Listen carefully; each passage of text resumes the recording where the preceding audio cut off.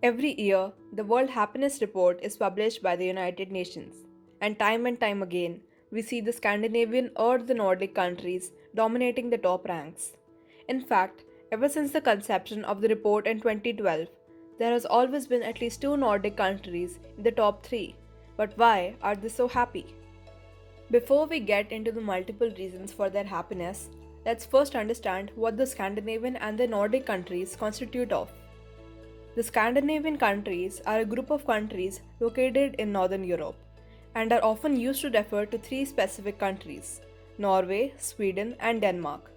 In a broader sense, the term Nordic countries is used to refer to the Scandinavian countries as well as two other countries, Finland and Iceland.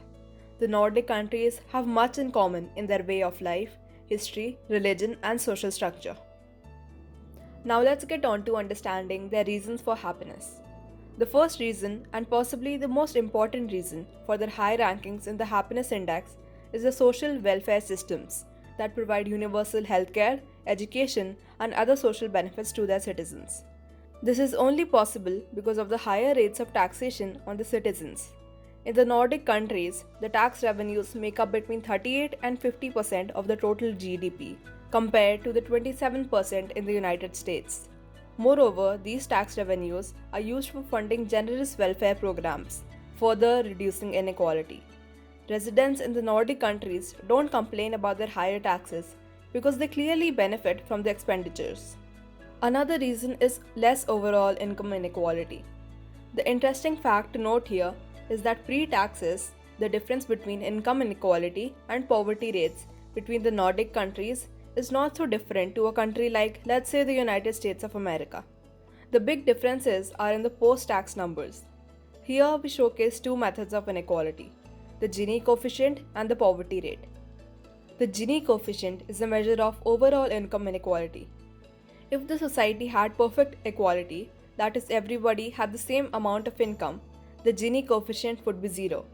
While in a society with the highest possible inequality, like all the income was in the hand of one individual, the Gini coefficient would be close to 1. And the poverty rate is defined as the percentage of the population that earns less than 50% of the median income in the country. We can clearly see that the big difference between the Nordic countries and the United States lies not in the pre-tax inequality and poverty rates, but in the post-tax numbers. The third reason we're going to talk about is that trust in institutions. The citizens of Nordic countries tend to have a high degree of trust in their governments and public institutions. For example, according to the 2021 Edelman Trust Barometer, Norway, Sweden, and Finland all ranked in the top 10 countries for trust in government. This high level of trust is due in part to the transparent and accountable nature of the public institutions in these countries. For example, income tax data is published annually for all fellow citizens to see. People know how much their bosses make, how much the members of the parliament earn, and who's overspending on their expense account.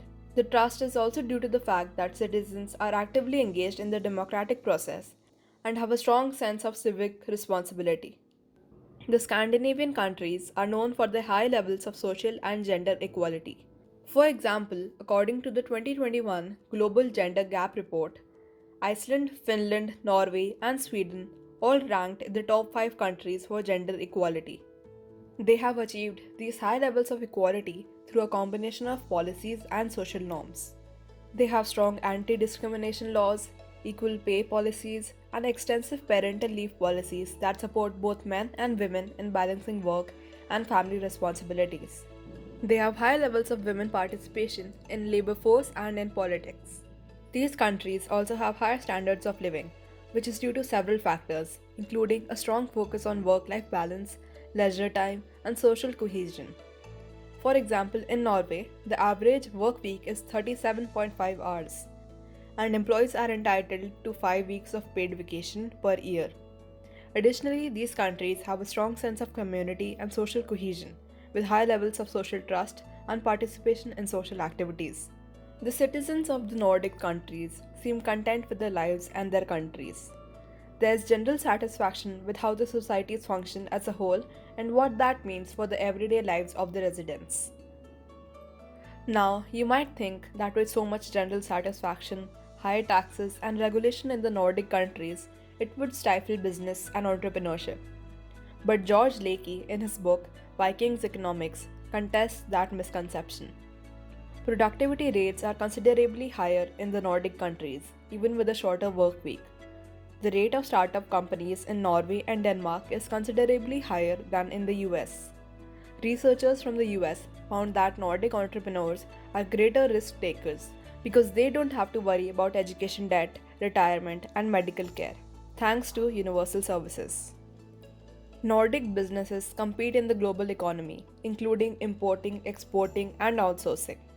But they are discouraged through laws and social contracts from cutting wages as part of their competitive strategy. Their understanding of who the job creators are is not limited to the entrepreneurial class and investors.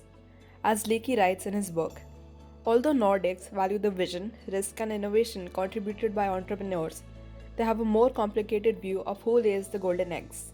For one thing, they think that the workers do a very large share of the egg laying, which is why they invest so heavily in human capital and get higher productivity from the workers. For another thing, their track record with cooperatives, state owned and municipal owned enterprises give them a positive perception of other sources of egg laying. It is safe to say that the Nordic system has been successful in achieving high levels of social welfare and economic prosperity. So much so that now any system having a combination of free market capitalism and a strong welfare state is known as the Nordic model. The key features of the Nordic model include high levels of income redistribution, universal healthcare and education, strong labor protections, higher taxes on income and consumption, and a focus on gender and income equality. This model can be used as a way for other countries looking to improve their own social and economic systems.